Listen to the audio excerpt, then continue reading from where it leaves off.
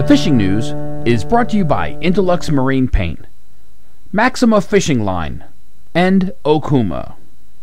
I'm Jim Hutchinson with the New Jersey Delaware Bay edition of the Fisherman magazine. And before we get going on this week's fishing forecast, let's cover the big news. I'm here in Baltimore, Maryland, right outside where the Mid-Atlantic Fishery Management Council is meeting with the Atlantic States Marine Fisheries Commission. They've been meeting all week, and obviously folks are most in tune to what's happening with fluke. So let's give a rundown on what's been going on at the Council and Commission this week. Before I get into the fluke news, let's go with the good news, if you don't mind. One of the decisions that came out of the Council and Commission this week was that the Council, the Mid-Atlantic Fishery Management Council, will be moving forward with the SMZ status for New Jersey's federal reefs. What's that mean? Well, you know that we've had that debate about the pots off the reef for so many years. Well, when the state of New Jersey came up with a compromise for those two New Jersey inshore reefs, Axel Carlson and Sandy Hook, it left in doubt what to do with those federal reefs, those other 13 federal water reefs, Cape May, Wildwood, Little Egg.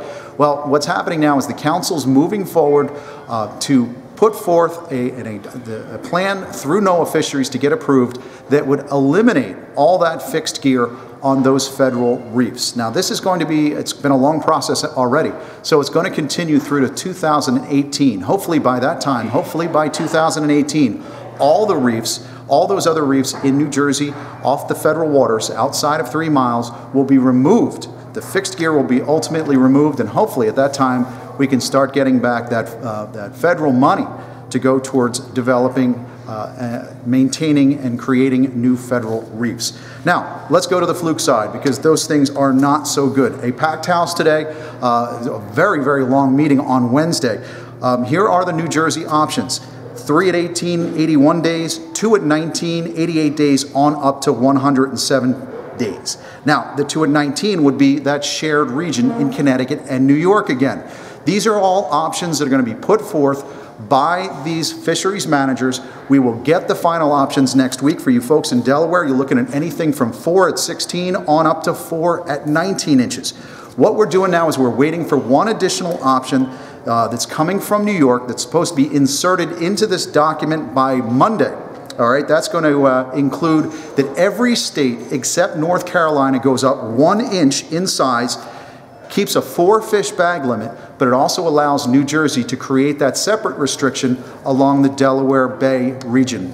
We had that last year where there was a special dispensation for folks fishing in Delaware Bay. Again, this paperwork is going to come out next week. We'll get an opportunity to look at it. We'll post it over at thefisherman.com, and folks will have an opportunity to comment. There are about 40 or 50 members of the public here.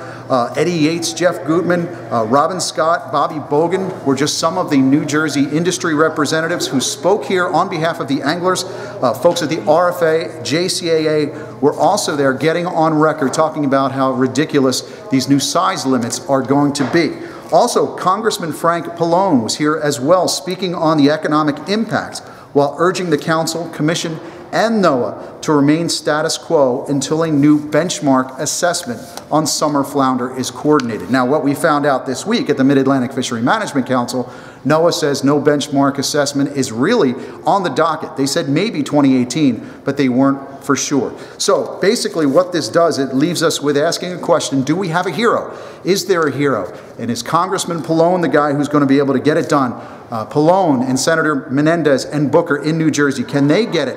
Or can the administration, are they able to get, we've got a new president coming in, can he get status quo until that benchmark is done? Only time will tell. But again, options for this will come out in the next few weeks, and it's exactly like what we talked about at thefisherman.com. One of those nuclear options was having that 2 at 19 inch size limit and being in the region with New York and Connecticut. Stay tuned, because this is going to be a process that goes all the way through February, and we will have all the details. On the good side of things, we still have some good action right now, not on those flatfish, although I'm hearing some reports of winter flounder now in the Baltimore area. Some folks are catching them in Shark River. The tog bite remains about the best right now. Bruce Doritas, he had checked in. He and his buddy Paul Antonucci were out of the Tuckerton area that had him up to 11.3 pounds on green crabs. So throughout the region, in New York, or in New Jersey and in Delaware, folks continue to sail for those tog. In the striper surf, a lot of small fish, but some folks getting out in the cold have been having some good action. Garrett Kramer checked in with Betty and Nick, said, quote, a fish on every cast. He was throwing white tsunami shads and didn't have any big ones, but he had them up to 40 inches, which is a good sign. Bigger stripers for boats heading out from Beach Haven down to Cape May. This week, Anthony Maluso, he was out on the Cape Queen charters. That was his first fish, first striped bass.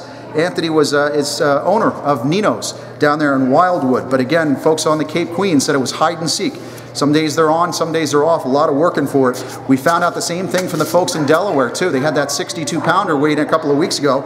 And Joe Choma, he took the lead in the Lewis Harbor Marina Striper Tournament last week with a 45-pounder. He's shown here with Chad Tingle and Tim Barnett. Again, the stripers have been harder to find in South Jersey and along the Delaware coast. They're there. But again, it's been a pickier bite. The biggest fish reports we're getting, it seems those big stripers are down off Cape Charles, Virginia, where we found out from Chris's Bait and Tackle, some weighing in some monsters, quite a few big fish down there.